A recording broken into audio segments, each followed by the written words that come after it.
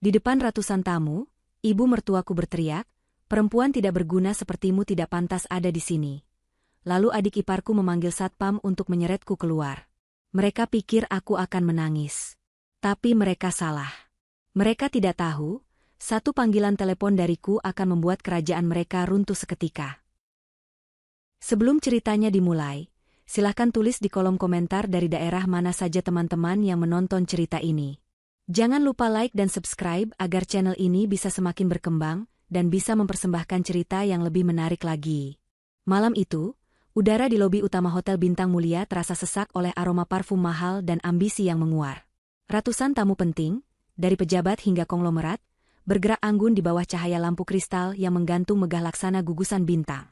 Karpet merah tebal meredam setiap langkah, membuat suasana terasa agung dan sedikit tidak nyata. Ini adalah malam peresmian Jaya Abadi Group, puncak dari kerja keras, impian, dan sayangnya, kebohongan besar yang Bunga simpan rapat-rapat. Bunga melangkah masuk dengan gaun berwarna biru malam yang sederhana namun memeluk tubuhnya dengan sempurna. Tidak ada perhiasan yang mencolok, hanya sepasang anting mutiara kecil, peninggalan ibunya. Ia sengaja memilih penampilan yang tidak akan menarik perhatian. Selama ini, perannya adalah menjadi bayangan, sosok tak terlihat yang gagasannya menjadi fondasi perusahaan, yang kekayaannya menjadi napas bagi setiap transaksi. Malam ini, ia hanya ingin berdiri di sudut, melihat Fajar, suaminya, bersinar di atas panggung, dan merasakan kebahagiaan yang sunyi. Namun, harapan sederhana itu ternyata terlalu mewah untuk ia miliki. Ia mengedarkan pandangan, mencari sosok Fajar. Suaminya tampak gagah dengan setelan jas mahal, berdiri di dekat panggung utama, dikelilingi oleh para investor dan kolega bisnis. Di sisinya, berdiri Ibu Yati, mertuanya, dengan senyum kaku yang dipoles lipstik merah menyala, dan Siska, adik iparnya, yang tertawa genit sambil memamerkan tas tangan edisi terbatasnya. Mereka tampak seperti potret keluarga sempurna yang terpajang di majalah kalangan atas. Potret di mana Bunga tidak pernah punya tempat. Setiap kali melihat mertua dan adik iparnya, Bunga merasakan getaran dingin di hatinya. Di mata mereka, Bunga hanyalah perempuan kampung yang beruntung bisa menikahi Fajar. Mereka tidak pernah tahu bahwa keberuntungan itu sesungguhnya berpihak pada mereka. Mereka tidak pernah tahu bahwa setiap kemewahan yang mereka nikmati berasal dari tetesan keringat dan kecerdasan wanita yang begitu mereka remehkan. Dengan langkah ragu, Bunga mencoba mendekati kerumunan kecil itu. Ia hanya ingin berada di sisi suaminya saat momen besar itu tiba. Saat namanya diumumkan sebagai direktur utama, Bunga ingin menjadi orang pertama yang menggenggam tangannya. Saat ia semakin dekat, tawa Siska berhenti. Matanya yang tajam menangkap kehadiran Bunga, dan senyum di wajahnya berubah menjadi seringai mengejek. Siska menyikut lengan ibunya, dan seketika itu juga, tatapan beku Ibu Yati terkunci pada Bunga. Ibu Yati melangkah maju, gerakannya seperti predator yang menghadang mangsanya. Ia sengaja memblokir jalan Bunga sebelum Bunga sempat mencapai Fajar. Seluruh percakapan di sekitar mereka perlahan mereda. Para tamu yang peka terhadap drama mulai melirik, merasakan ketegangan yang pekat. "Ibu, Mas Fajar," sapa Bunga dengan suara pelan, mencoba menjaga senyumnya. Ibu Yati tidak menjawab. Ia hanya memindai penampilan Bunga dari ujung rambut hingga ujung kaki dengan tatapan menghina. "Berhenti di situ," desisnya, suaranya rendah namun tajam seperti bilah pisau. "Kamu pikir siapa dirimu? Berani datang ke acara seperti ini dengan pakaian murahan begitu?" Fajar, yang melihat interaksi itu, tampak gelisah. Ia melangkah maju, mencoba menengahi. "Ibu, hentikan. Bunga istriku, dia berhak ada di sini," ucap Fajar, suaranya pelan namun ada nada perlawanan di dalamnya. Ini adalah salah satu momen langka di mana Fajar mencoba membelanya di depan umum. Namun, keberanian kecil itu langsung dipadamkan oleh tatapan membunuh dari ibunya. "Diam kamu, Fajar," bentak Ibu Yati, suaranya kini naik beberapa oktav, cukup keras untuk membuat beberapa kepala menoleh. "Mau jadi anak durhaka membela perempuan tidak berguna ini di depan semua orang? Dia hanya akan mempermalukan nama keluarga kita." Bentakan itu telak mengenai Fajar. Bahunya merosot, wajahnya memerah karena malu, dan ia kembali menunduk dalam diam. Keberaniannya yang sekejap itu lenyap tanpa sisa, ditelan oleh dominasi ibunya yang tak terbantahkan.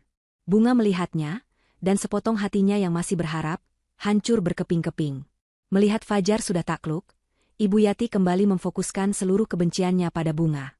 Dengan suara yang sengaja ia keraskan agar terdengar oleh orang-orang di sekitarnya, ia mengucapkan kalimat yang menjadi vonis bagi Bunga malam itu. Ngapain kamu ada di sini? Acara ini hanya untuk orang yang memberikan andil di perusahaan. Kamu itu tidak berguna. Hening. Suara musik yang lembut seolah mati. Bisikan-bisikan mulai terdengar seperti dengungan lebah. Beberapa tamu bahkan secara terang-terangan mengeluarkan ponsel mereka, siap merekam drama yang sedang berlangsung. Wajah Bunga terasa panas, bukan karena malu, tapi karena amarah yang membakar dari dalam. Ia telah menahan semua ini selama bertahun-tahun. Hinaan di meja makan, sindiran di acara keluarga, perlakuan semena-mena di rumah mereka sendiri. Tapi dihina di depan ratusan orang, di sebuah acara yang ia bangun dengan tangannya sendiri, adalah batas akhir dari segalanya. Siska, yang menikmati setiap detik penderitaan Bunga, melambaikan tangannya dengan angkuh. Pak Satpam, panggilnya dengan suara manja yang dibuat-buat. Tolong antar, tamu tak diundang, ini keluar. Dia mengganggu kenyamanan. Dua petugas keamanan berbadan tegap mendekat dengan canggung. Mereka tampak ragu, namun perintah dari keluarga pemilik acara tidak bisa mereka abaikan. Mereka berdiri di kedua sisi Bunga. Maaf, Bu. Mohon ikut kami, kata salah satu dari mereka dengan sopan. Bunga tidak melawan. Ia tidak memberontak. Ia menatap lurus ke arah Fajar, yang masih menunduk, tidak berani menatap matanya. Ia melihat Ibu Yati yang tersenyum penuh kemenangan. Ia melihat Siska yang menatapnya dengan superioritas. Di mata mereka, ia adalah pecundang yang terusir. Lalu, sesuatu di dalam diri Bunga berubah. Rasa sakit yang membara itu mendingin, berubah menjadi es yang tajam dan fokus. Ia tidak akan menangis. Ia tidak akan berteriak.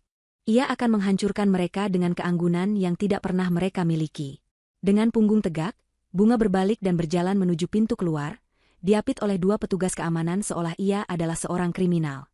Setiap langkah terasa berat, diiringi oleh tatapan kasihan dan cemoohan dari para tamu. Ia bisa merasakan kemenangan mereka, keangkuhan mereka. Mereka tidak tahu bahwa mereka sedang bersorak atas kehancuran mereka sendiri. Tepat di ambang pintu, di bawah sorotan lampu lobi yang terang, Bunga berhenti. Ia tidak menoleh ke belakang.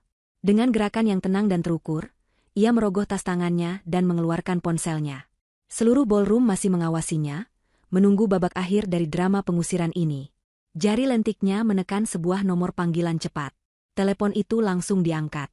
Bunga menempelkan ponsel ke telinganya, dan dengan suara yang jernih, tenang, namun mematikan, ia berkata, Pak Santoso, batalkan dana investasi 20 miliar itu sekarang juga.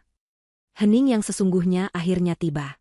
Bukan lagi keheningan karena canggung, tapi keheningan yang dipenuhi keterkejutan. Di kejauhan, Bunga bisa merasakan perubahan atmosfer. Ia tahu, tanpa perlu melihat, senyum kemenangan di wajah Ibu Yati telah membeku. Seringai di wajah Siska telah luntur. Dan Fajar, suaminya, mungkin akhirnya mengangkat kepala, wajahnya pucat pasi. Bunga memutus panggilan, memasukkan kembali ponselnya ke dalam tas, dan melangkah keluar dari hotel menuju malam yang dingin, meninggalkan puing-puing kerajaan kertas mereka yang baru saja ia runtuhkan dengan satu panggilan telepon. Udara malam yang dingin langsung menerpa wajah Bunga begitu ia melangkah keluar dari pintu putar hotel. Kontras yang tajam dengan kehangatan palsu di dalam ballroom tadi. Ia menarik napas dalam-dalam, mencoba menenangkan detak jantungnya yang masih berpacu kencang. Suara gemerlap pesta dan bisikan para tamu perlahan memudar di belakangnya, digantikan oleh deru lalu lintas kota yang tak pernah tidur. Ia terus berjalan, melewati barisan mobil-mobil mewah yang terparkir rapi, menuju sebuah sudut yang lebih gelap di area parkir. Ponsel di tangannya bergetar. Nama, Pak Santoso, tertera di layar. Ia menggeser tombol hijau dan menempelkannya ke telinga. Nona Bunga, Anda yakin? Saya sudah melakukannya. Dana sudah dibekukan, suara berat dan tenang dari seberang telepon terdengar. Pak Santoso adalah manajer keuangan kepercayaan almarhum ayahnya, seorang pria bijaksana yang telah Bunga anggap seperti keluarga sendiri. Saya sangat yakin, Pak, jawab Bunga, suaranya terdengar lebih mantap dari yang ia duga. Terima kasih atas kecepatan Anda. Saya bisa membayangkan kekacauan yang terjadi di dalam sana. Apa yang mereka lakukan pada Anda, Nona? Ada nada khawatir dalam suara Pak Santoso. Bunga tersenyum getir sambil menekan tombol pada kunci mobilnya. Sebuah sedan hitam mewah yang tidak pernah diketahui keluarga Fajar berkedip dari kejauhan. Mereka hanya menunjukkan warna asli mereka. Pak, tepat seperti yang kita duga. Sambil berjalan menuju mobilnya, benak Bunga melayang kembali ke masa lalu, ke awal dari semua kepura-puraan ini. Ia bukanlah wanita malang dari desa seperti yang selalu Ibu Yati katakan. Ayahnya adalah seorang pengusaha jenius yang lebih suka hidup sederhana dan jauh dari sorotan. Ia mendidik Bunga untuk menjadi wanita yang cerdas, tangguh, dan mandiri. Saat ayahnya meninggal dunia, ia mewariskan seluruh kekayaan dan jaringan bisnisnya pada Bunga, putri tunggalnya, beserta sebuah nasihat, harta bisa membeli banyak hal, nak, tapi tidak bisa membeli ketulusan. Carilah orang yang mencintaimu saat kamu tidak punya apa-apa. Nasihat itu begitu membekas di hati Bunga. Maka, ketika ia bertemu Fajar, seorang pemuda ambisius dengan mimpi besar namun modal terbatas, Bunga memutuskan untuk menyimpan rahasianya.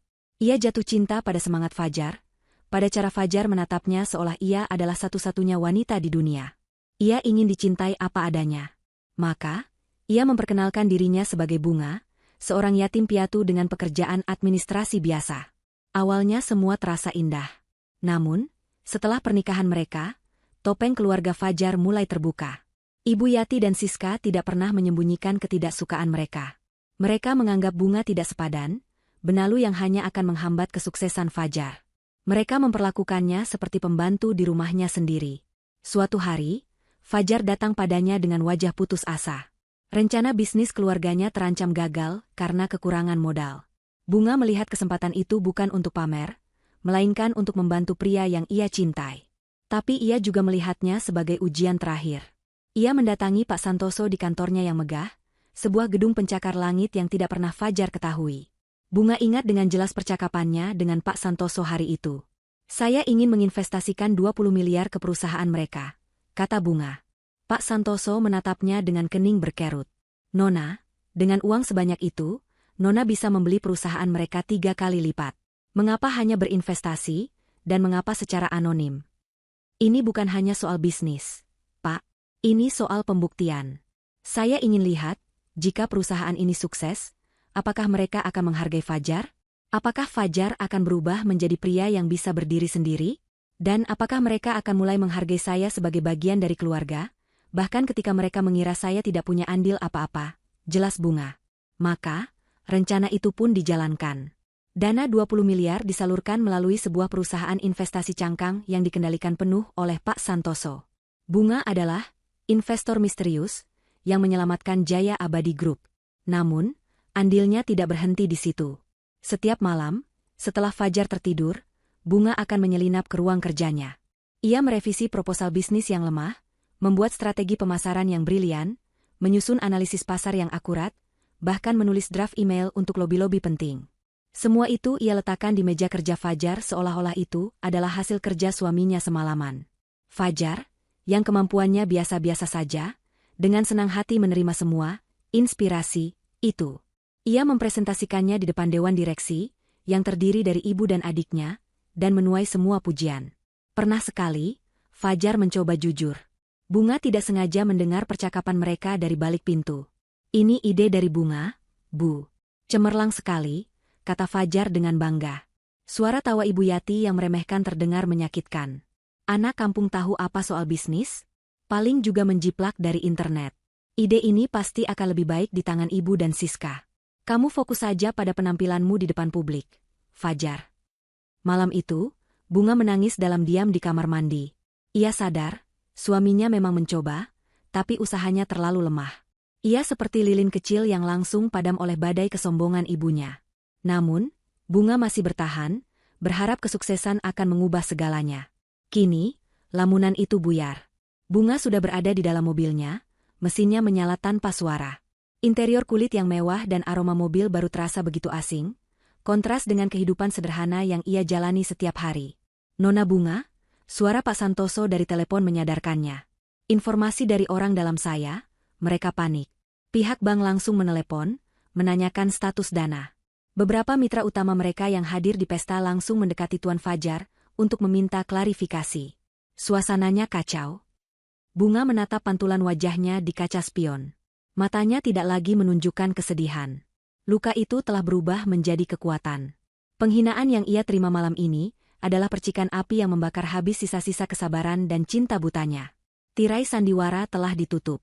Biarkan mereka panik, Pak. Mereka membangun istana mereka di atas pundak saya. Malam ini, saya akan mengambil kembali fondasinya, kata Bunga dengan suara yang dingin dan mantap. Keheningan sejenak di ujung telepon, Sebelum Pak Santoso menjawab dengan nada penuh hormat. Dana telah dibekukan.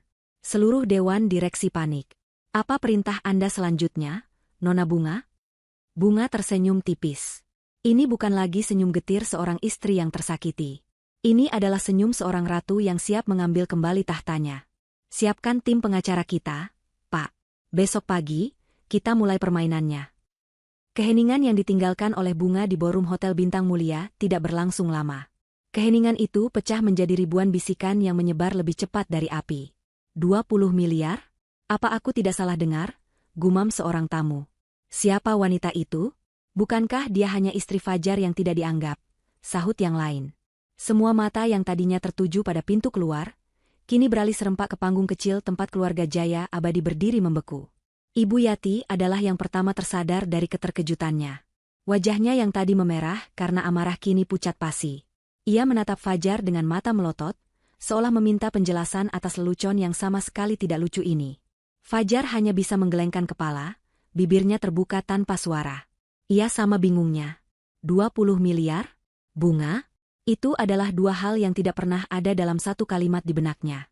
Kekacauan dimulai dari sebuah sudut. Seorang manajer operasional berlari tergopoh-gopoh menuju panggung, wajahnya panik dengan ponsel menempel di telinga. Bu Yati. Gawat, Bu. Serunya tanpa memedulikan etika. Pihak bank menelepon. Mereka mengonfirmasi bahwa investor utama kita, Visi Investama, baru saja membekukan seluruh dana dan menarik komitmen investasi mereka. Perintahnya datang beberapa detik yang lalu. Pernyataan itu seperti ledakan bom di tengah ruangan. Visi Investama adalah perusahaan cangkang yang digunakan Pak Santoso, nama yang tidak berarti apa-apa bagi mereka selain sebagai sumber uang. Tapi konfirmasi dari pihak bank membuat ancaman Bunga menjadi kenyataan yang mengerikan. Para tamu yang tadinya hanya berbisik kini mulai berbicara terang-terangan. Atmosfer pesta yang tadinya meriah kini berubah menjadi tegang seperti di ruang sidang. Domino pertama telah jatuh.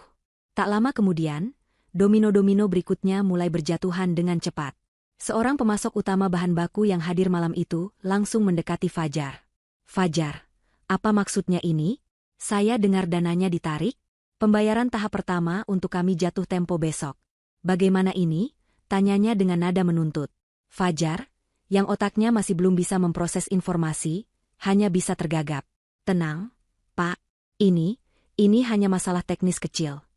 Tepat saat itu, ponsel di sakunya bergetar hebat. Nama manajer bank tertera di layar. Dengan tangan gemetar, Fajar menjawabnya.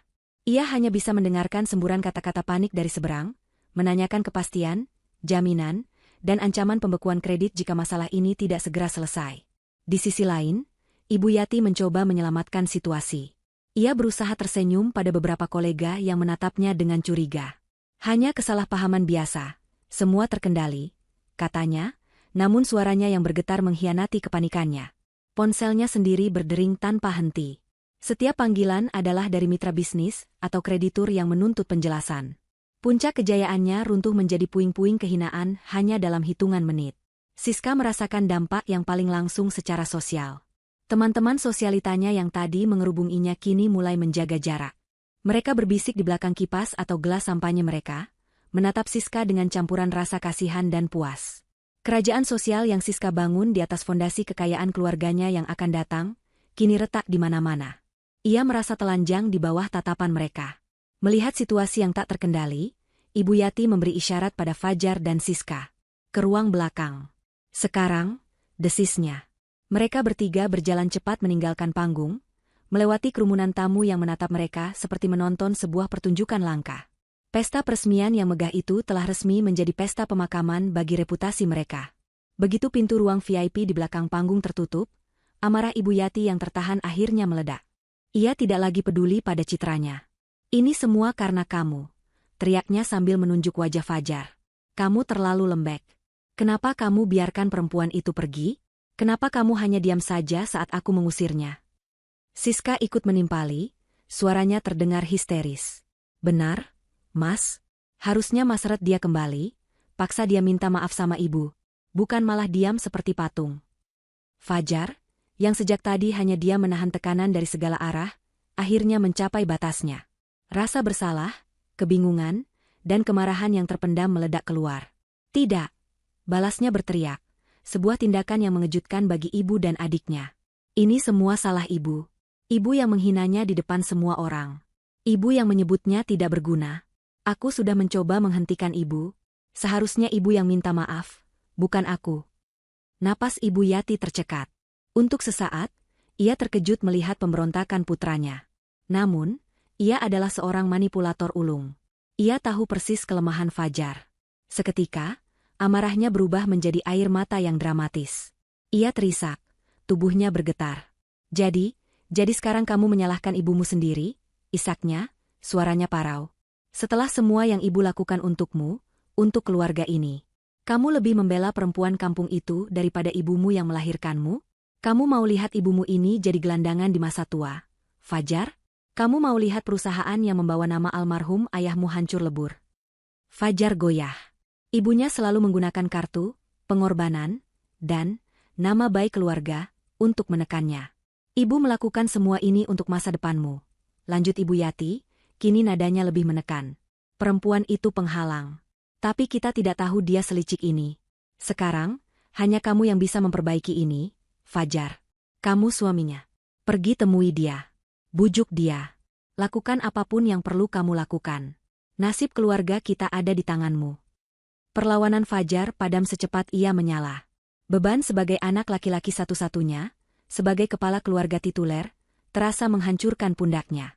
Ia tahu ibunya salah besar, tetapi doktrin bakti pada orang tua yang ditanamkan sejak kecil terlalu kuat untuk dilawan. Wajahnya yang tadi memerah karena marah kini kembali pucat. Baik, bisiknya, suaranya nyaris tak terdengar. Baik, aku akan menemuinya. Ada nada kekalahan total dalam suaranya. Tanpa berkata apa-apa lagi, Fajar berbalik dan meninggalkan ruangan. Ia berjalan melewati sisa-sisa pestanya yang kacau, tidak memedulikan tatapan orang-orang. Di dalam mobil, ia memacu kendaraannya membelah jalanan malam. Pikirannya kalut. Bayangan wajah kecewa Bunga saat ia hanya diam menunduk terus berkelebat. Suara hinaan ibunya masih terngiang. Ia merasa terjebak di antara keduanya. Ia masih menyimpan harapan. Mungkin ini hanya gertakan. Mungkin Bunga hanya marah dan butuh ditenangkan. Cintanya pada Fajar pasti masih ada. Ia hanya perlu meminta maaf dengan benar, merayunya seperti dulu, dan semua akan kembali normal. Fajar menyetir menuju satu-satunya alamat yang ia tahu Bunga miliki selain rumah mereka, sebuah apartemen kecil yang Bunga sewa sebelum mereka menikah, yang katanya untuk berjaga-jaga jika ada keluarga dari kampung yang berkunjung. Gedung apartemen itu tampak sederhana, sangat kontras dengan kemewahan hotel tadi. Ini semakin memperkuat asumsi Fajar bahwa Bunga tidak punya apa-apa dan tidak akan bisa berbuat apa-apa tanpa keluarganya. Dengan sedikit sisa kepercayaan dirinya, ia menaiki lift dan berjalan ke depan pintu unit nomor 708. Ia mengambil napas, menyiapkan raut wajah memelas dan kalimat-kalimat manis yang sudah ia susun di kepala. Ia mengetuk pintu 3 kali. 1 detik. 2 detik. Pintu itu terbuka. Namun, yang berdiri di ambang pintu bukanlah Bunga dengan piyama dan wajah sembab, karena menangis seperti yang ia bayangkan. Yang menyambutnya adalah 2 pria jangkung berjas mahal yang tampak lebih mirip pengawal daripada penghuni apartemen. Wajah mereka kaku dan profesional, mata mereka menatap Fajar dengan dingin. Fajar tertegun. Saya mencari Bunga, katanya tergagap. Salah satu pria itu mengangguk sedikit, tanpa senyum. Selamat malam, Bapak Fajar. Kami pengacara Nona Bunga. Beliau sudah menduga Anda akan datang. Silakan masuk. Langkah Fajar terasa berat saat ia memasuki apartemen. Udara di dalam terasa dingin dan formal, sama sekali bukan suasana yang ia harapkan. Apartemen itu sendiri, meski tidak besar, ditata dengan sangat baik. Perabotannya minimalis namun berkualitas, tidak ada barang-barang murah seperti yang selalu Siska ejek. Semuanya bersih, teratur, dan memancarkan aura ketenangan yang mengintimidasi. Di ruang tengah, Bunga duduk sendirian di sebuah sofa tunggal. Ia telah berganti pakaian, kini mengenakan celana panjang kain dan blus sutra sederhana yang membuatnya tampak santai namun tetap berkelas. Wajahnya tenang, tanpa bekas air mata sedikit pun. Di sisinya, di atas meja kopi, tergeletak sebuah tablet dan beberapa map dokumen. Kehadiran 2 pengacara yang kini berdiri mengapit pintu masuk membuat Fajar merasa seperti seorang terdakwa yang memasuki ruang interogasi. Bunga. Fajar memulai, mencoba mengabaikan kedua pengacara itu dan berjalan mendekat. Sayang, aku minta maaf. Sungguh, aku minta maaf atas apa yang ibu katakan. Bunga mengangkat tangannya, sebuah gestur kecil yang langsung menghentikan langkah Fajar. "Duduk, Fajar," katanya, suaranya datar, tanpa emosi. Fajar menelan ludah dan duduk di sofa di seberang Bunga. Jarak di antara mereka terasa seperti jurang yang tak terseberangi. "Aku tahu kamu pasti marah," lanjut Fajar, suaranya kini terdengar memelas. "Ibu tidak bermaksud begitu, dia hanya terlalu bersemangat dan salah bicara. Ini semua cuma kesalahpahaman. Tolonglah, Bunga, demi keluarga kita. Tarik kembali perintahmu. Kita bisa bicarakan ini baik-baik." Bunga menatapnya lekat-lekat, tatapan yang membuat Fajar merasa tidak nyaman. "Keluarga kita, Fajar?" tanyanya dengan nada dingin. "Atau keluargamu? Keluarga yang mana yang kamu maksud? Keluarga di mana aku dihina setiap hari? Keluarga di mana suamiku hanya diam saat istrinya diusir seperti pengemis?" Setiap kata terasa seperti tamparan. Fajar tidak bisa menjawab. "Mulai sekarang," lanjut Bunga, nadanya menjadi lebih formal, "semua komunikasi antara kita, atau antara keluargamu dan aku, akan melalui Bapak Suryo dan Bapak Halim." Ia menunjuk kedua pengacara itu dengan dagunya. "Ini bukan lagi urusan rumah tangga. Ini urusan bisnis." Pembatas profesional yang Bunga bangun seketika itu juga membuat Fajar panik. Ini lebih serius dari yang ia bayangkan. Tepat saat ia hendak memprotes, bel pintu apartemen berbunyi dengan kasar. Salah satu pengacara membukakan pintu, dan tanpa diundang, Ibu Yati dan Siska menerobos masuk. Mereka pasti mengikuti Fajar. Melihat Bunga duduk dengan tenang sementara Fajar tampak tak berdaya, Ibu Yati langsung melancarkan strateginya. Ia menjatuhkan diri berlutut di lantai di depan Bunga, sebuah gerakan teatrikal yang mengejutkan semua orang. Air mata membanjiri wajahnya yang masih memakai riasan pesta yang mulai luntur. "Bunga, anakku," raungnya, tangannya berusaha meraih kaki Bunga. "Maafkan ibu. Maafkan mulut ibu yang jahat ini. Ibu hilaf, nak. Ibu dibutakan oleh gengsi dan kesombongan. Tolong, jangan hancurkan kami. Jangan hancurkan masa depan adikmu dan suamimu. Hukumlah ibu, tapi jangan hancurkan perusahaan." Siska, yang tampaknya sudah mendapat pengarahan dari ibunya, ikut berakting. Ia berdiri di samping ibunya dengan wajah penuh penyesalan, air matanya juga mulai mengalir. "Kak Bunga," Siska minta maaf. "Siska janji akan jadi adik ipar yang baik." "Siska salah, Kak. Tolong maafkan kami," isaknya. Fajar menatap pemandangan itu dengan perasaan campur aduk antara malu dan harapan. Mungkin, drama ibunya ini bisa meluluhkan hati Bunga. Namun, Bunga hanya diam. Ia membiarkan mereka menangis, memohon, dan meratap di kakinya. Ia menatap Ibu Yati yang bersujud di lantai, lalu pada Siska yang terisak-isak. Ia tidak menunjukkan ekspresi apapun. Wajahnya seperti topeng porselen yang dingin. Para pengacara juga hanya berdiri diam, menyaksikan pertunjukan itu dengan tatapan profesional yang tak terganggu. Setelah hampir 1 menit yang terasa seperti selamanya, saat isak tangis Ibu Yati mulai terdengar kehabisan tenaga, Bunga akhirnya angkat bicara. Suaranya yang tenang membelah udara. "Sudah selesai sandiwaranya?" Seketika, tangisan Ibu Yati dan Siska berhenti. Mereka menatap Bunga dengan kaget. Bunga meraih ponselnya yang tergeletak di meja. "Saya rasa," katanya sambil membuka sebuah file, "permohonan maaf akan lebih tulus jika tidak direncanakan." Ia menekan tombol putar. Sebuah rekaman suara yang jernih terdengar memenuhi ruangan yang sunyi itu. Itu adalah suara Ibu Yati, berbicara dengan Siska beberapa hari yang lalu di ruang keluarga mereka. Suara Ibu Yati, "Sabar saja, Siska. Biarkan perusahaan ini berjalan dulu dengan uang dari investor bodoh itu. Setelah 1 tahun, semua aset sudah aman atas nama kita suruh Fajar ceraikan perempuan itu. Kita beri dia pesangon sedikit, cukup untuk ongkosnya pulang kampung." Suara tawa Siska yang melengking menyusul. "Benar, Bu. Aku sudah tidak tahan melihat wajahnya di rumah ini. Nanti kalau Mas Fajar sudah jadi direktur sukses, dia bisa dapat istri yang 1000 kali lebih baik dari si Bunga. Yang selevel sama kita." Rekaman itu terus berputar, mengungkapkan rencana keji mereka dengan detail yang memuakan. Ruangan itu menjadi sangat sunyi, hanya suara dari rekaman itu yang terdengar. Wajah Ibu Yati berubah dari kesedihan palsu menjadi horor yang nyata. Warna menghilang dari wajah Siska, membuatnya tampak seperti mayat hidup. Fajar menatap ponsel di tangan Bunga, lalu ke ibu dan adiknya. Wajahnya menunjukkan ekspresi sakit dan pengkhianatan yang mendalam. Ia akhirnya mendengar kebusukan itu langsung dari sumbernya. Bunga mematikan rekaman itu. Ia menatap ketiga anggota keluarga yang kini membeku di hadapannya. Jadi, mari kita hentikan basa-basi soal keluarga. Ini murni bisnis, kata Bunga dengan nada yang menusuk. Dan kalian punya masalah yang sangat besar. Kalian tidak hanya butuh uang saya, yang sudah saya tarik kembali. Kalian bahkan tidak bisa menyatakan perusahaan ini bangkrut atau menjual asetnya tanpa persetujuan saya. Ia berhenti sejenak, membiarkan kata-katanya meresap. Kalian butuh saya untuk menandatangani dokumen pelepasan hak. Lanjutnya, matanya menatap tajam ke arah Ibu Yati. Karena dalam kontrak yang Fajar tandatangani tanpa membacanya, tertulis jelas bahwa tanpa persetujuan saya, sebagai investor utama anonim, seluruh aset perusahaan ilegal untuk dialihkan. Kengerian yang sebenarnya mulai merayap di wajah mereka. Mereka tidak hanya kehilangan uang. Mereka telah masuk ke dalam perangkap yang mereka buat sendiri, dan kini sepenuhnya berada di bawah kekuasaan wanita yang selama ini mereka injak-injak.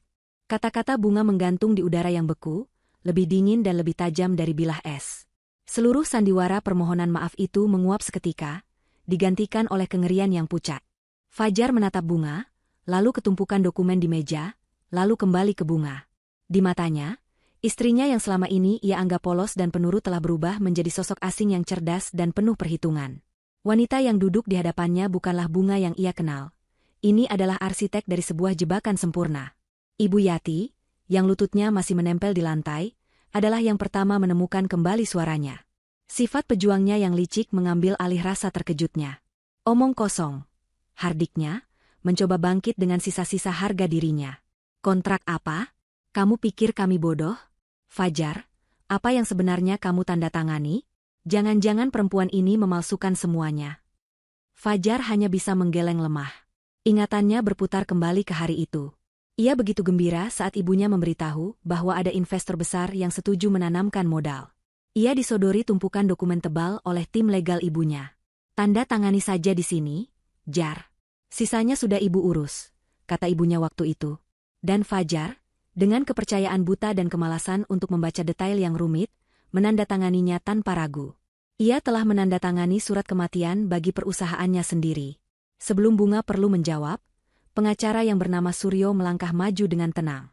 Ia membuka tas kerjanya yang terbuat dari kulit asli, dan mengeluarkan sebuah dokumen tebal yang dijilid rapi. Ia meletakkannya di atas meja kopi dengan suara pelan yang terdengar, seperti ketukan palu hakim.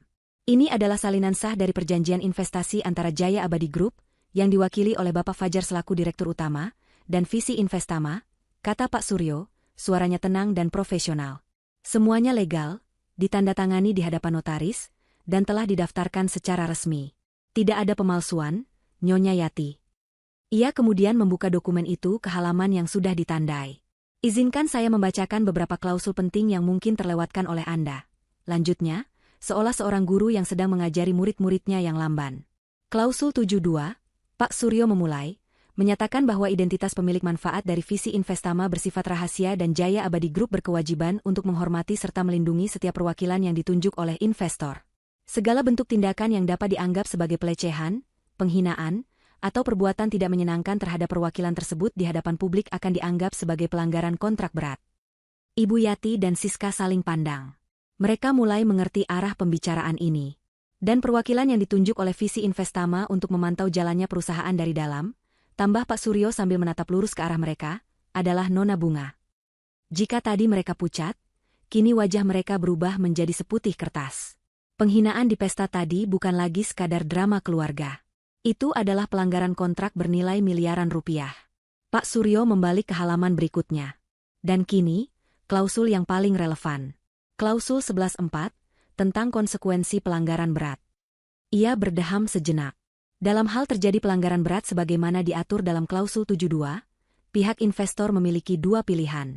Opsi pertama, menarik kembali seluruh dana investasi secara seketika dan menuntut ganti rugi. Opsi ini sudah dieksekusi sebagian oleh Nona Bunga beberapa jam yang lalu. Ia berhenti, membiarkan mereka mencerna informasi itu sebelum menjatuhkan palu godam berikutnya. Opsi kedua, mengeksekusi hak konversi. Investor berhak untuk mengonversi seluruh nilai investasi, yaitu sebesar 20 miliar rupiah, menjadi kepemilikan saham mayoritas di perusahaan sebesar 70%. Keheningan total. 70%. Angka itu berdengung di telinga mereka.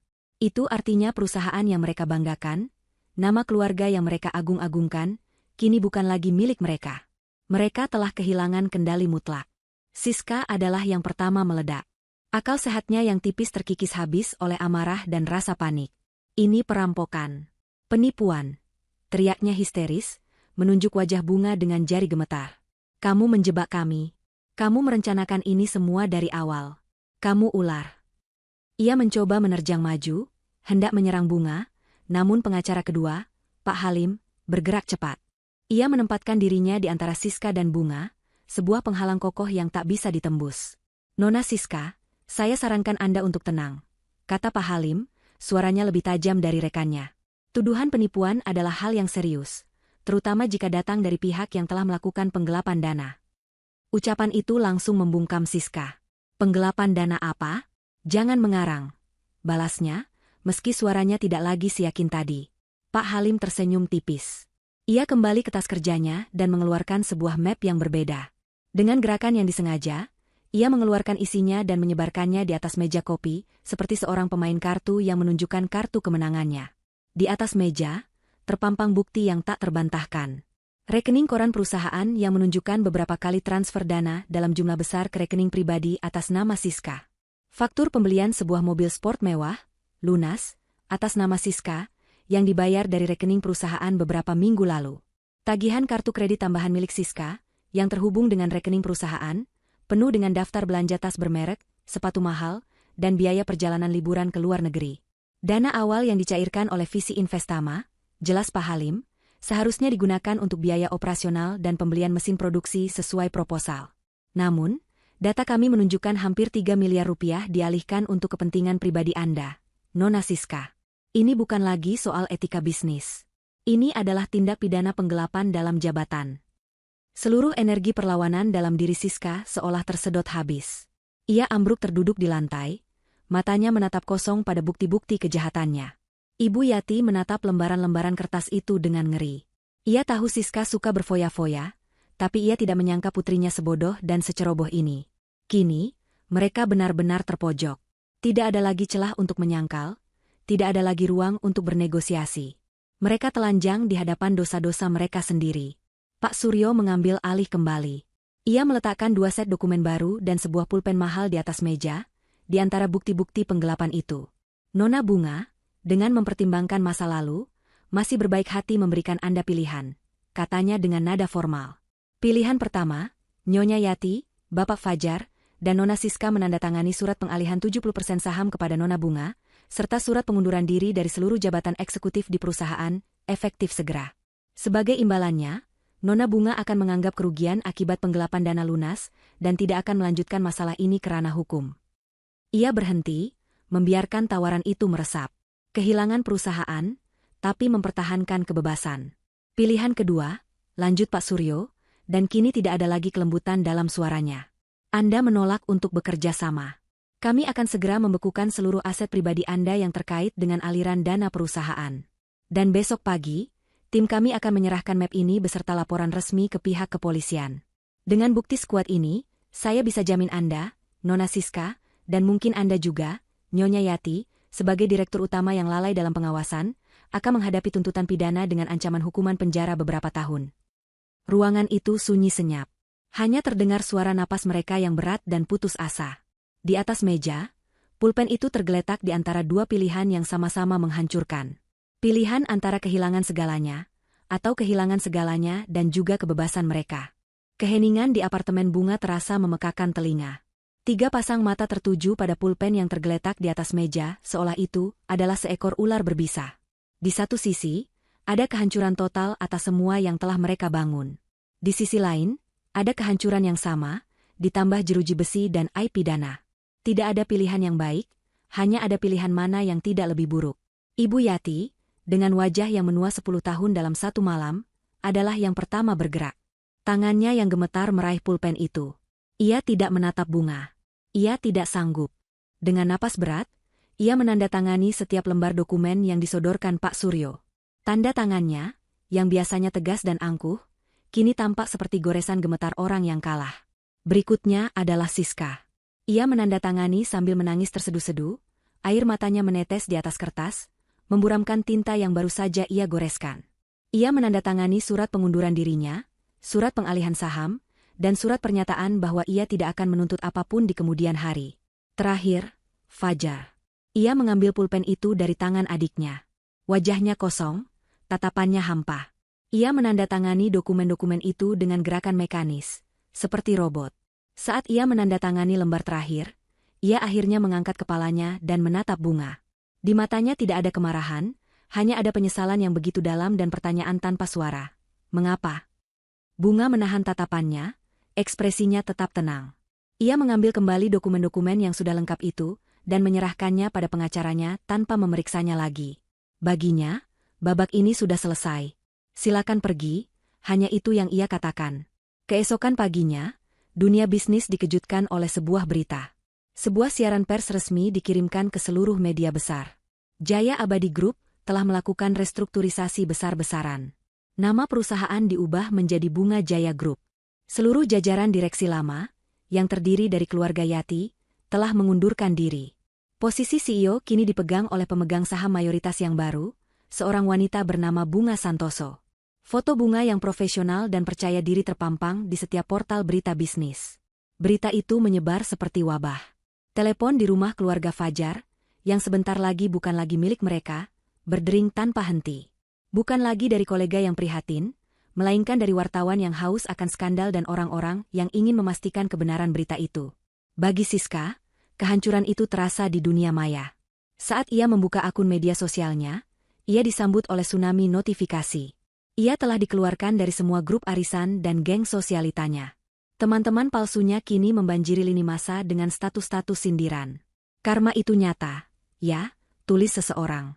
Makanya jangan sombong kalau baru mau jadi OKB, orang kaya baru. Timpal yang lain.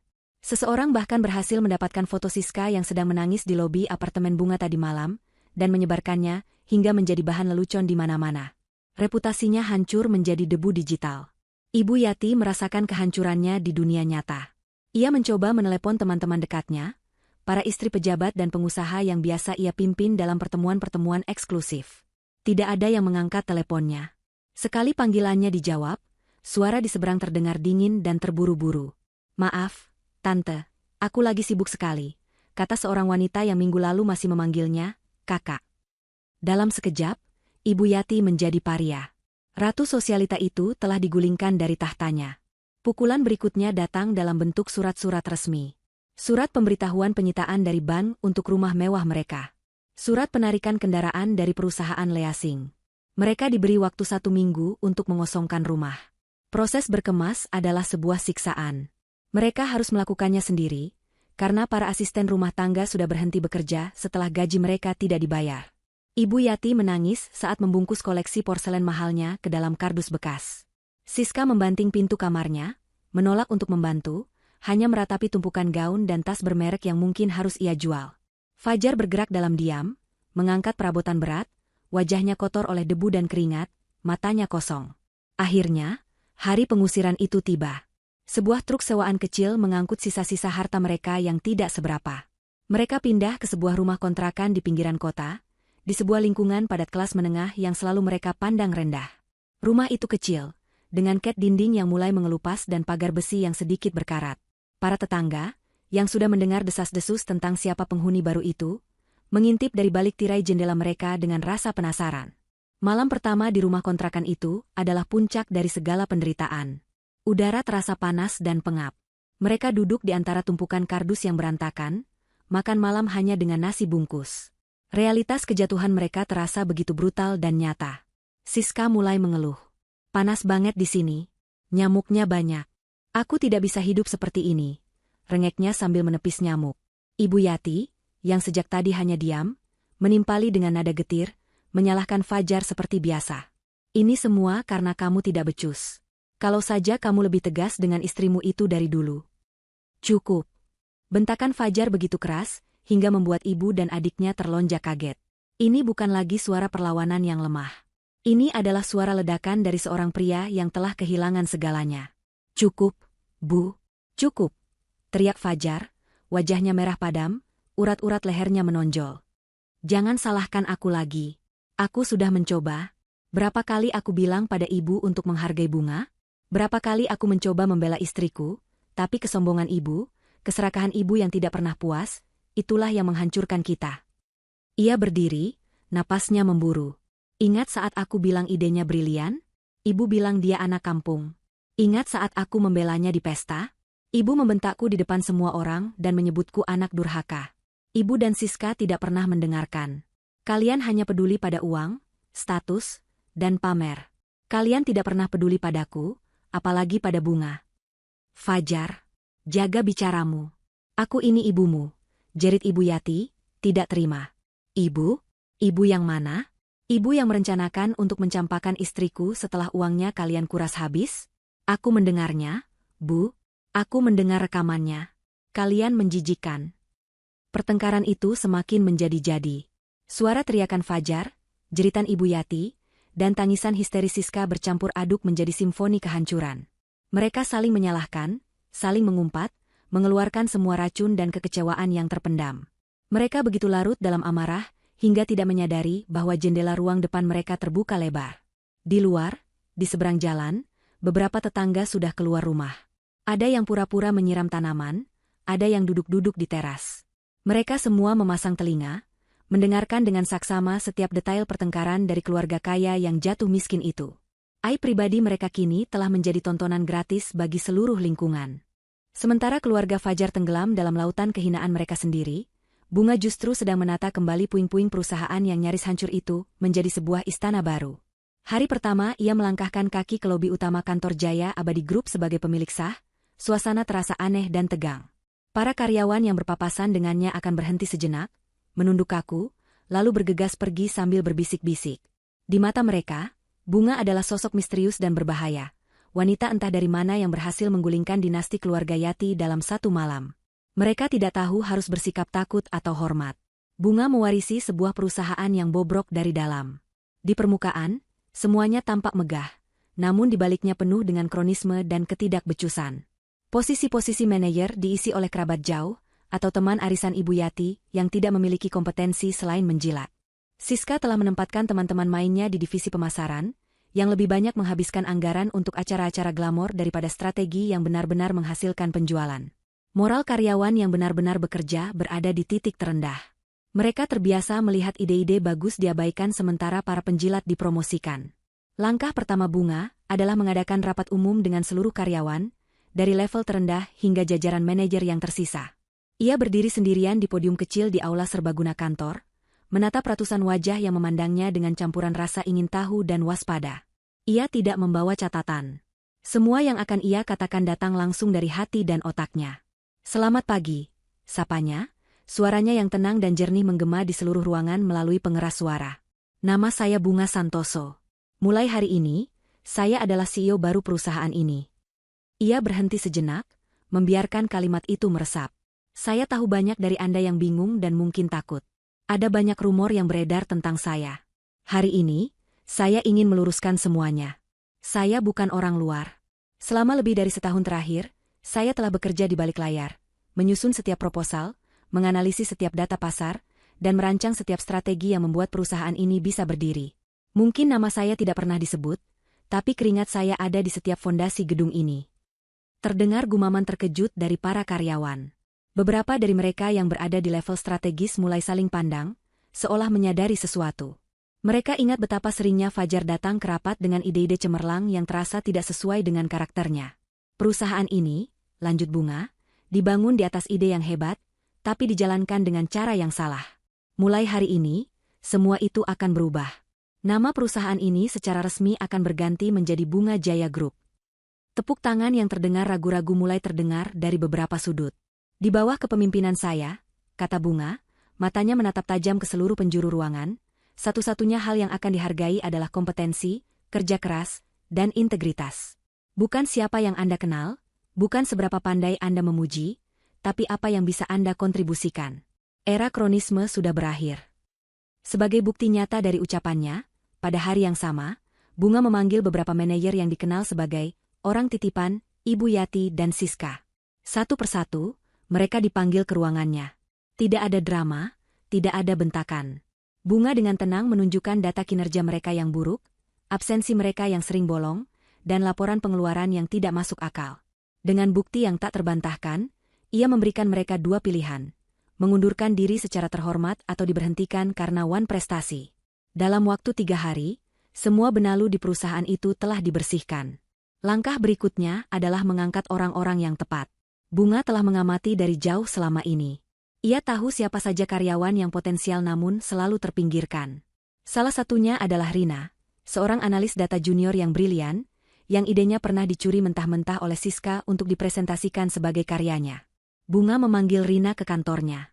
Gadis muda itu masuk dengan gemetar, mengira ia akan dipecat. Alih-alih surat pemecatan, Bunga justru menyodorkan sebuah proposal. Rina, saya sudah membaca semua laporanmu, bahkan draft-draft yang tidak pernah kamu ajukan. Analisismu tajam. Posisi kepala Departemen Riset dan Strategi sekarang kosong. Saya ingin kamu yang memimpinnya. Rina menatap Bunga dengan mata berkaca-kaca, tidak percaya dengan apa yang ia dengar. Untuk pertama kalinya dalam karirnya, kinerjanya dihargai.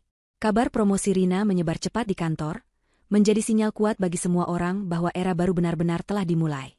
Semangat kerja yang tadinya padam, kini mulai menyala kembali. Para karyawan mulai berani menyuarakan ide, bekerja dengan lebih giat, karena mereka tahu pimpinan mereka yang baru benar-benar menilai hasil kerja. Bunga bekerja tanpa lelah. Ia merombak total alur kerja, memotong birokrasi yang tidak perlu, dan menerapkan kembali rencana-rencana bisnis aslinya yang dulu telah dimodifikasi secara serampangan oleh Ibu Yati. Di ruang rapat, ia adalah seorang komandan yang tegas namun adil. Ia mendengarkan masukan, tetapi keputusannya selalu didasarkan pada data dan logika, bukan perasaan atau bisikan orang terdekat. Dalam waktu kurang dari 3 bulan, Bunga Jaya Group yang tadinya diambang kehancuran, mulai menunjukkan tanda-tanda pemulihan yang luar biasa. Laporan keuangan yang tadinya merah pekat, kini mulai merangkak ke zona hijau. Transformasi Bunga tidak hanya terjadi di dalam perusahaan. Penampilannya pun berubah. Ia tidak lagi menyembunyikan dirinya dalam pakaian sederhana. Dengan bantuan seorang penata gaya profesional, ia tampil sebagai sosok CEO yang modern dan berkarisma. Setelan kerja yang pas di badan, rambut yang ditata apik, dan aura percaya diri yang memancar dari setiap gerak-geriknya. Ia menjadi buah bibir di kalangan dunia bisnis. Puncak dari transformasinya adalah saat ia meluncurkan program kesejahteraan karyawan besar-besaran, sebuah ide yang dulu ia usulkan pada Fajar namun ditertawakan mentah-mentah oleh Ibu Yati yang menganggapnya sebagai pemborosan uang. Program itu mencakup asuransi kesehatan swasta terbaik untuk setiap karyawan dan keluarga inti mereka, program beasiswa penuh bagi anak-anak karyawan yang berprestasi, dan sistem bonus yang adil berdasarkan kinerja individu dan perusahaan. Peluncuran program itu diliput oleh media nasional. Dalam konferensi pers, seorang wartawan bertanya, "Ibu Bunga, apa yang menginspirasi Anda untuk membuat program yang begitu murah hati ini, di saat perusahaan baru saja pulih dari krisis?" Bunga tersenyum di hadapan puluhan kamera. "Saya percaya aset terbesar dari sebuah perusahaan bukanlah gedung atau mesin, melainkan orang-orang di dalamnya. Ketika kita merawat aset kita dengan baik, mereka akan memberikan hasil yang melampaui ekspektasi. Saya ingin membangun sebuah perusahaan di mana setiap orang merasa dihargai dan aman. Karena saya tahu persis bagaimana rasanya bekerja keras setiap hari tanpa pernah dianggap ada." Jawabannya yang tulus dan kuat itu menuai tepuk tangan meriah. Sejak hari itu, citranya sebagai ikon bisnis baru yang inspiratif dan peduli pun terbentuk.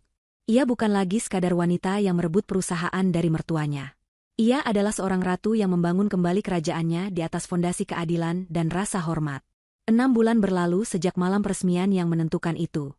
Bagi Fajar, 6 bulan itu terasa seperti 6 abad yang penuh penderitaan. Ia telah kehilangan segalanya. Pekerjaan, status, kekayaan, rumah, dan yang paling utama, wanita yang diam-diam menjadi pilar dalam hidupnya. Setelah diusir dari rumah kontrakan karena tidak sanggup membayar sewa, Fajar terpaksa berpisah dari ibu dan adiknya. Ibu Yati ditampung oleh seorang kerabat jauh yang kasihan, sementara Siska, setelah menjual semua barang bermereknya yang tersisa, pergi entah kemana, hanya meninggalkan pesan singkat bahwa ia akan memulai hidup baru. Fajar benar-benar sendirian. Ia kini tinggal di sebuah kamar kos sempit di bagian kota yang padat dan bising. Untuk bertahan hidup, ia bekerja sebagai staf administrasi di sebuah perusahaan logistik kecil. Pekerjaan yang monoton dengan gaji yang pas-pasan. Setiap pagi, ia berdesakan di dalam bus kota, menempuh perjalanan panjang ke kantor. Ia, yang dulu terbiasa disopiri di dalam mobil mewah, kini menjadi bagian dari kerumunan tanpa wajah yang berjuang untuk hidup dari hari ke hari. Ironisnya, di tengah kehidupannya yang kelabu, wajah Bunga ada di mana-mana. Di sampul majalah bisnis yang terpajang di kios koran, di layar televisi di warung makan tempat ia membeli makan siang, di baliho besar di persimpangan jalan yang ia lewati setiap hari. Bunga Jaya Group meroket. Setiap berita tentang perusahaan itu selalu memuji kepemimpinan Bunga yang visioner. Fajar membaca dan melihat semua itu dengan perasaan yang campur aduk. Ada sebersit rasa bangga yang aneh, melihat ide-ide yang pernah ia dengar dari bisikan Bunga di malam hari kini terwujud dengan gemilang. Namun, rasa bangga itu segera ditelan oleh gelombang penyesalan yang begitu besar hingga terasa menyesakan. Ia sadar sekarang. Semua kesuksesan yang pernah ia klaim sebagai miliknya, semua pujian yang pernah ia terima, semuanya berasal dari wanita yang ia biarkan dihina dan diusir. Ia bukan hanya seorang suami yang lemah, ia adalah seorang pencuri. Pencuri ide, pencuri kerja keras, pencuri impian istrinya sendiri. Rasa bersalah itu menggerogotinya setiap malam, membuatnya sulit tidur. Setelah berbulan-bulan berperang dengan rasa malu dan gengsinya, Fajar akhirnya membuat keputusan. Ia tidak peduli lagi dengan uang atau perusahaan. Ada satu hal yang harus ia lakukan sebelum ia bisa mencoba untuk memaafkan dirinya sendiri. Ia harus meminta maaf. Bukan permintaan maaf yang dibuat-buat seperti di apartemen dulu, tapi permintaan maaf yang tulus dari dasar jiwanya yang hancur. Suatu sore, setelah menerima gajinya, ia pergi ke sebuah toko bunga kecil dan membeli sebuket bunga lili putih, bunga kesukaan Bunga. Dengan jantung berdebar kencang, ia naik bus menuju gedung Bunga Jaya Group. Gedung itu menjulang tinggi dan megah, sebuah monumen kesuksesan Bunga. Fajar masuk ke lobi dengan perasaan canggung. Resepsionis yang ramah menatapnya dengan tatapan bertanya. Fajar, yang dulu bisa masuk begitu saja, kini harus menyebutkan namanya dan tujuannya seperti orang asing. Saya Fajar. Saya ingin bertemu dengan Ibu Bunga. Ini urusan pribadi, katanya dengan suara pelan. Resepsionis itu tampak ragu. Namun setelah Fajar memohon, ia akhirnya menelepon sekretaris CEO. Ajaibnya, beberapa menit kemudian, Fajar diizinkan naik. Perjalanan di dalam lift menuju lantai teratas terasa seperti perjalanan menuju penghakiman. Pintu lift terbuka di sebuah lobi pribadi yang mewah. Seorang sekretaris mempersilakannya masuk ke ruang kerja Bunga. Ruangan itu sangat luas, dengan jendela kaca dari lantai ke langit-langit yang menyuguhkan pemandangan seluruh kota. Bunga sedang berdiri membelakangi pintu, menatap keluar jendela. Saat ia berbalik, Fajar merasa napasnya tercekat. Bunga tampak begitu berbeda. Ada aura kekuatan dan ketenangan di sekelilingnya yang tidak pernah Fajar lihat sebelumnya. Fajar, sapa Bunga, suaranya tenang, tidak terkejut. Fajar berjalan mendekat dengan langkah ragu, meletakkan buket bunga di atas meja. Ini untukmu, katanya canggung. Bunga hanya melirik bunga itu sekilas sebelum kembali menatap Fajar. Ada perlu apa? Fajar menarik napas dalam-dalam. Inilah saatnya. Aku datang bukan untuk meminta apa-apa. Ia memulai, suaranya bergetar. Aku tidak akan meminta uang, pekerjaan, atau kesempatan kedua. Aku hanya ingin minta maaf. Ia menatap lurus ke mata Bunga, membiarkan wanita itu melihat semua penyesalan di dalam jiwanya. Aku minta maaf, Bunga. Bukan hanya karena aku diam saat ibu menghinamu, tapi juga karena aku terlalu lemah untuk membuat pembelaanku berarti. Aku minta maaf untuk setiap kali aku membiarkan mereka meremehkanmu.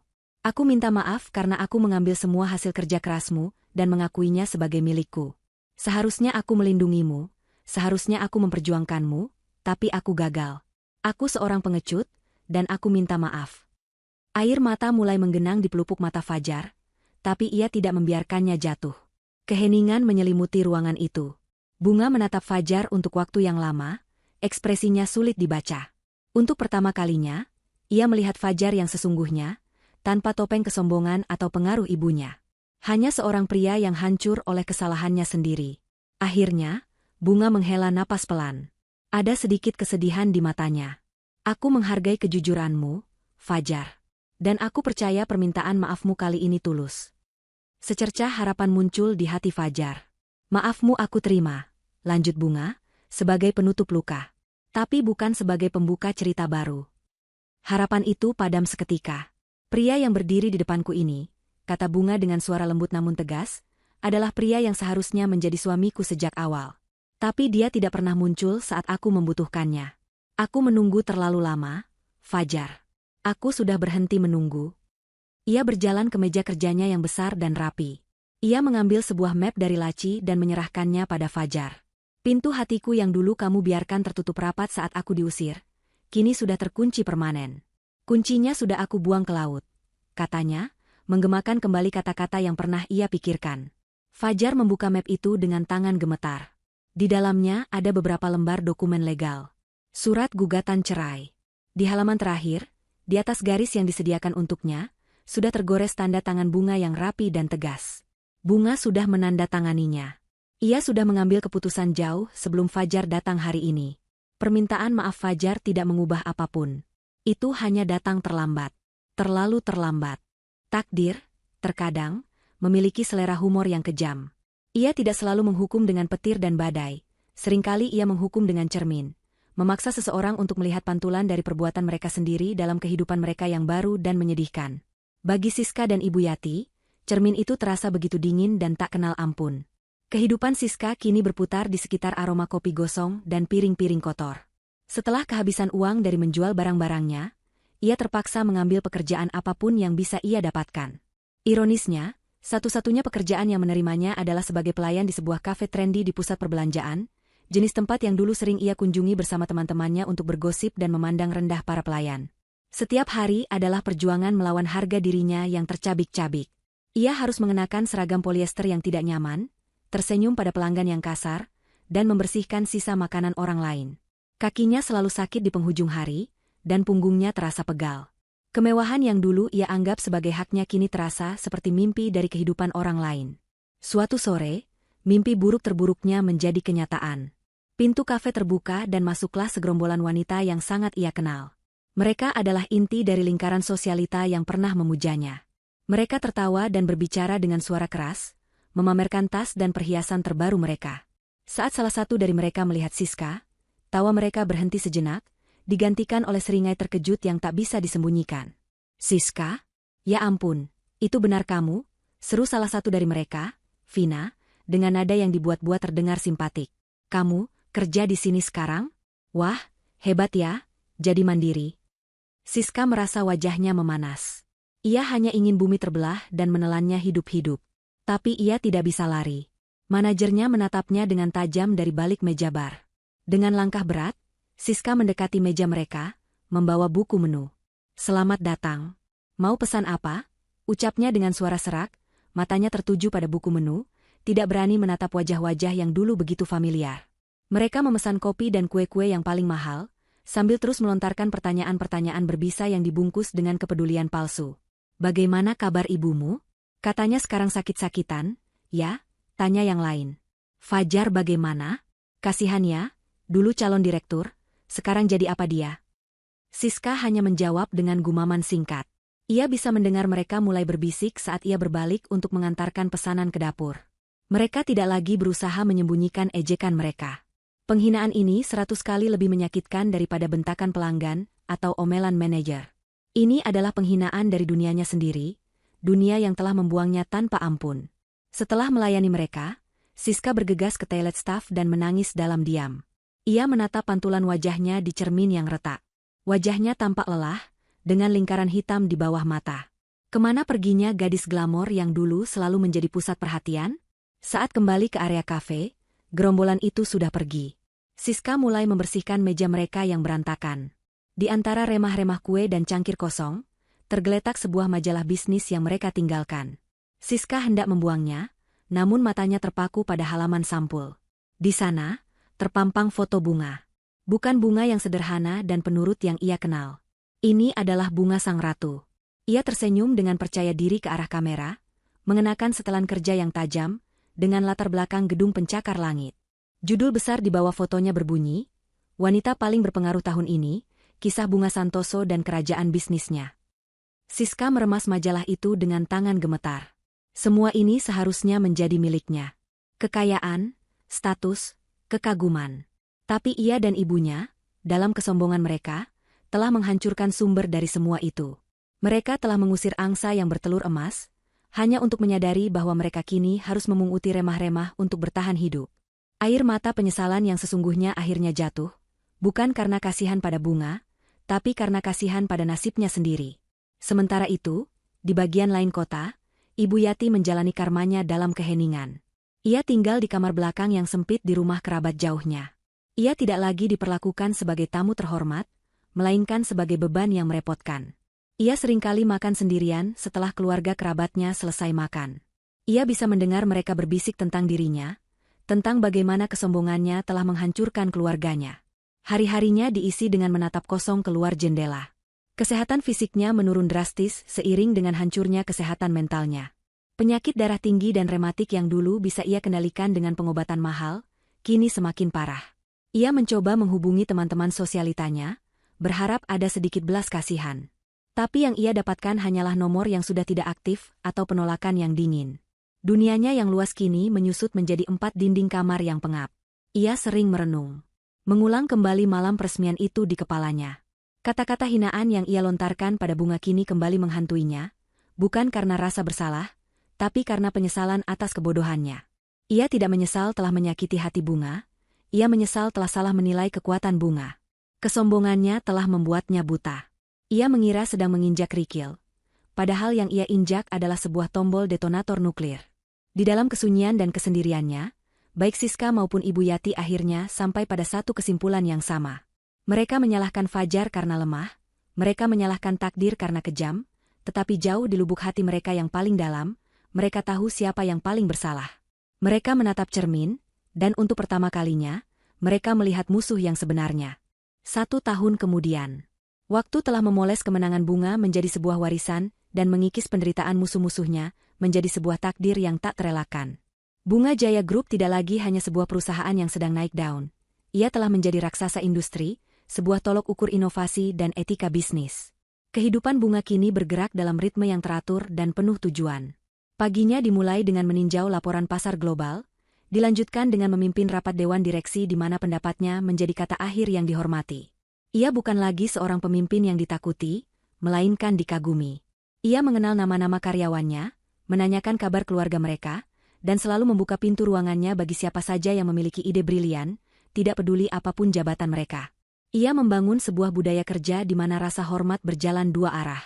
Salah satu agendanya yang paling ia nikmati adalah sesi bimbingan mingguan dengan Rina, analis data junior yang telah ia promosikan. Di bawah bimbingan Bunga, Rina telah berkembang menjadi seorang kepala strategi yang luar biasa. Melihat potensi Rina mekar adalah pengingat bagi Bunga tentang pentingnya memberikan kesempatan pada orang yang tepat, sesuatu yang tidak pernah ia dapatkan di masa lalunya. Namun, kesuksesan Bunga tidak hanya diukur dari angka-angka di laporan keuangan.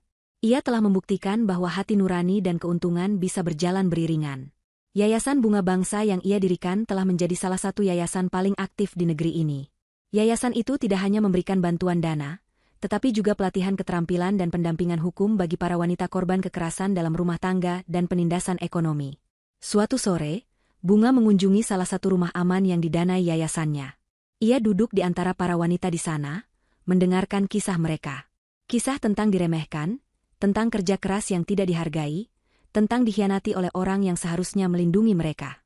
Bunga tidak hanya mendengarkan sebagai seorang donatur, ia mendengarkan sebagai sesama penyintas. Rasa sakit yang kalian rasakan hari ini, kata Bunga kepada mereka, suaranya lembut namun penuh kekuatan, jangan biarkan itu mendefinisikan siapa kalian. Jadikan itu bahan bakar. Bahan bakar untuk menjadi lebih kuat, lebih pintar, dan lebih mandiri. Buktikan pada dunia, dan yang lebih penting, pada diri kalian sendiri, bahwa nilai kalian tidak ditentukan oleh hinaan orang lain. Malam itu adalah puncak dari semua kerja kerasnya. Sebuah acara penghargaan bisnis paling bergengsi dihelat di hotel yang sama persis tempat ia pernah diusir, Hotel Bintang Mulia. Kali ini, karpet merah digelar untuknya. Blitz kamera menyambut setiap langkahnya.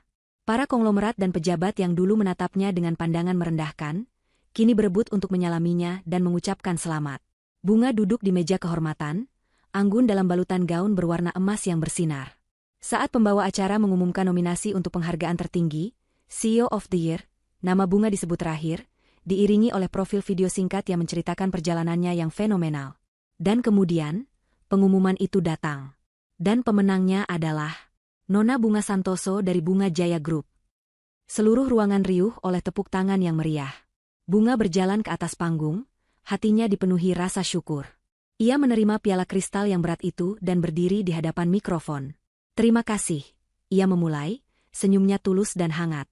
Ia berterima kasih pada timnya, pada karyawannya, dan pada semua orang yang telah percaya padanya. Lalu, ia berhenti sejenak, menatap ke arah penonton. 1,5 tahun yang lalu, di gedung yang sama ini, saya diusir karena dianggap tidak berguna dan tidak memiliki andil apa-apa, katanya. Suasana mendadak hening. Malam itu, saya belajar sebuah pelajaran yang sangat berharga. Saya belajar bahwa kita tidak bisa mengendalikan bagaimana orang lain menilai kita. Tapi kita bisa, dan kita harus, mengendalikan bagaimana kita menilai diri kita sendiri. Jangan pernah biarkan suara cemoohan orang lain lebih keras daripada keyakinan di dalam hati Anda. Saya tidak pernah membiarkan orang lain menentukan nilai saya. Tepuk tangan kembali membahana, kali ini lebih keras dan lebih lama. Setelah pidatonya, saat Bunga turun dari panggung, ia dikerumuni oleh orang-orang yang ingin memberinya selamat. Di tengah keramaian itu, pandangannya tanpa sengaja menangkap sesosok figur yang familiar di sudut ruangan, dekat area servis. Seorang petugas kebersihan berseragam sedang mendorong troli pel. Orang itu berhenti sejenak di bawah cahaya yang remang, dan Bunga bisa melihat wajahnya dengan jelas. Itu adalah Fajar. Wajahnya tampak lebih tirus, bahunya sedikit membungkuk karena lelah. Pandangan mereka bertemu hanya dalam sepersekian detik.